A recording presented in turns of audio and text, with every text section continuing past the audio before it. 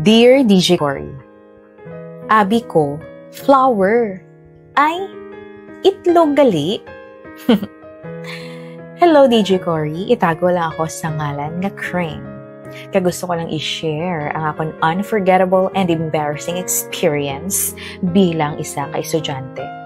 I'm sure, damo sa inyo ang makarelate. Sang grade 4 ako, ang room namon, daw kubo lang. Kahoy ang dingding, kag sin ang atok. Isa kahapon, samtang naga-discuss si ma'am, naglisansya ako nga ma-answer sang call of nature. Mawiwi, kaginupdan ako sang BFF nga cousin ko man, nga si Jel. Wala kami CR sa room, gani sagwa kami mawiwi. So, para lapit lang, kag tungod daw hindi naging mapunggan, sa likod na lang sang room kami nangihi.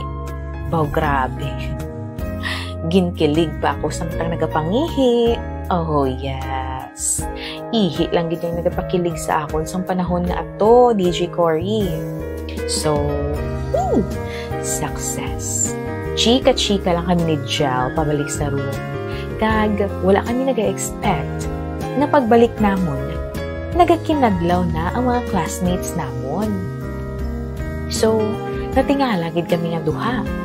Namangkot ako sa classmate ko kung anong natabo nga nagautoy-utoy gid sila isang kadlaw. Tapos, ang mga tunto ko nga classmates ang nagsabat sa akon. Gring! Kaputi gil isang buli mo, no? Kitaon di samon. Dira ka pa yan nangihi sa likod. Ay abaw, nagpalamula ako sa kahuya. Pati si ma'am, ang teacher namon, nagkinadlaw man. Hambal ni ma'am.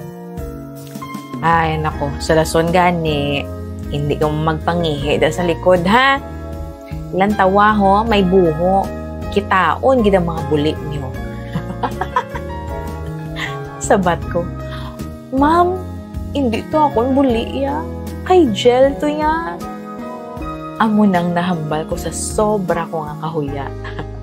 Of course, wala silang nagpati. Kay Morena si Jel. But wait, there's more. Ining second story ko, natabo naman sang senior high school ako. Ara kami sa balcony sang school building namon. May ginatamwa kami nga mga friends ko sa idalom. Ginahulat namon nga maglabay si Crush. Tapos, gulpi lang, may kamot nga nagtakop sa mata ko. Ay, abaw. So, instead nga kuhaon ko ang mga kamot niya sa mata ko, napinsaran ko nga hikapon ang flower. Ang flower sa idalom. Para mapilitan siya nga kuhaon ang mga kamot niya sa mata ko.